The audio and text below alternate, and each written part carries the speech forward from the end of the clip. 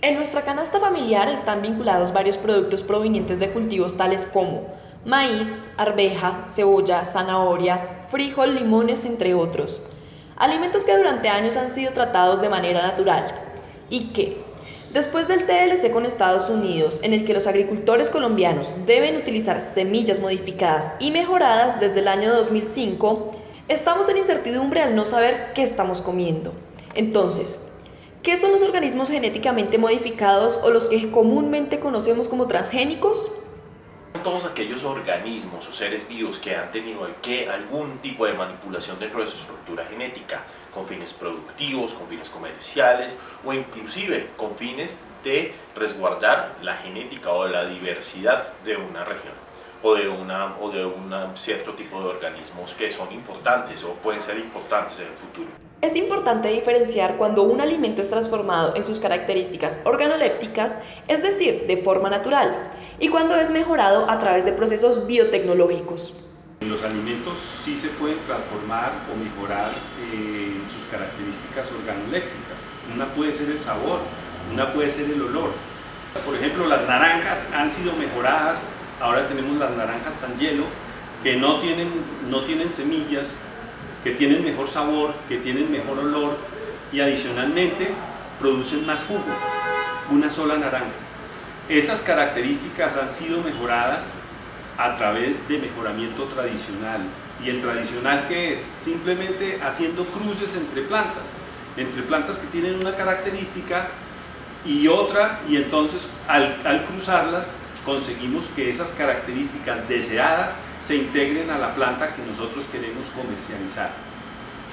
El otro mejoramiento es el mejoramiento vía la biotecnología, donde se hace genéticamente y se originan organismos genéticamente modificados, lo que hoy llamamos organismos transgénicos. Los organismos transgénicos entonces sí han sufrido o son integrados a ellos genes de otros organismos, de otras especies. En este caso, un ejemplo particular es el maíz transgénico, al cual se le ha integrado un gen de una bacteria del suelo que se llama Bacillus thuringiensis, y entonces al integrarse este gen, esa planta se convierte en una planta que es autorresistente al ataque de insectos. Lo anterior era un objetivo de los científicos, querer combatir las plagas, por lo que el origen de los alimentos genéticamente modificados surgió a partir del aumento en las plagas, del aumento en todas aquellas afectaciones que han tenido los cultivos de alta intensidad o de alta superficie en el mundo. Por ejemplo, el maíz, la soya, el trigo, la cebada. Alimentos nombrados anteriormente son los que tienen gran demanda en la canasta familiar colombiana. Entonces, si estos son modificados, ¿qué sucede con sus propiedades alimenticias? ¿Existen diferencias entre un alimento natural y uno genéticamente modificado? Estos alimentos básicamente están clasificados como cereales, vamos lo que es la soya, el trigo, el maíz. Si uno se para a comparar un alimento natural, un alimento de hace unos años con un alimento transgénico ahorita, ve grandes diferencias. En los cereales vemos cómo los carbohidratos y las proteínas están generalmente en menor cantidad y en diferente calidad. Entonces, ¿qué sucede en nuestro cuerpo? ¿Cuál es la percepción desde el punto de vista médico?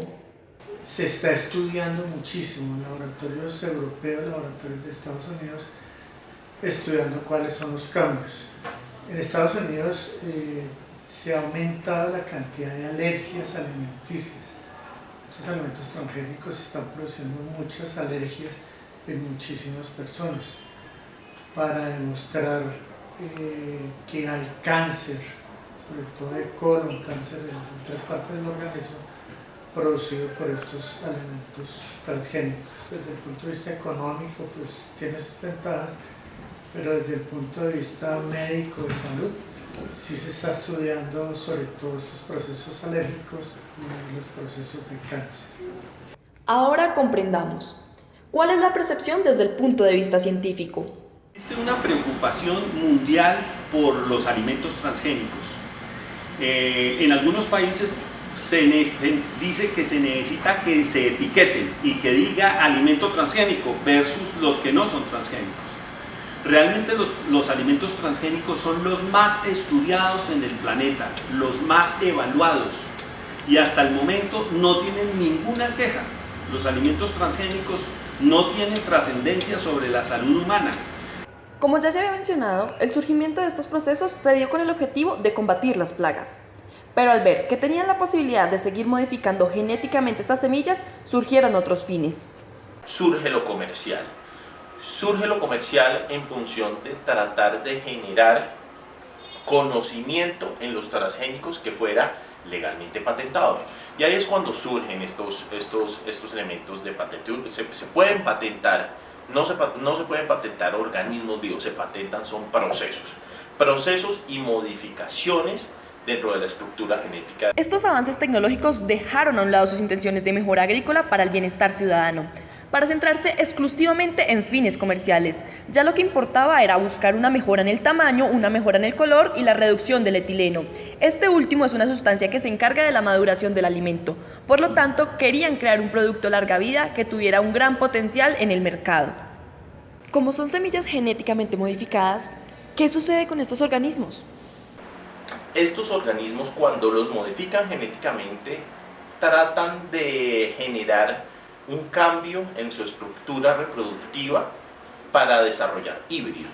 Y cuando uno habla de un híbrido es todo aquel organismo que no tiene viabilidad en su descendencia, o sea, están desarrollando organismos que son infértiles. ¿Eso qué implica? Que el agricultor, cuando toma y compra, por ejemplo en el caso del maíz, compra a estas multinacionales la semilla, la siembra, recoge a los 4 meses que sale el maíz, es el producto, y va a tratar de coger esas semillas para volverlas a sembrar.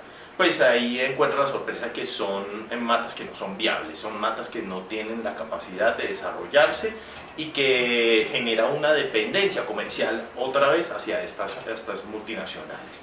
Multinacionales como Monsanto, DuPont y Syngenta subordinan al campesino agricultor a los monopolios, lo cual implica una fuerte influencia en su economía. Pero nosotros como consumidores también estamos influyendo. ¿A qué le estamos apostando? ¿A lo natural o a lo genéticamente modificado?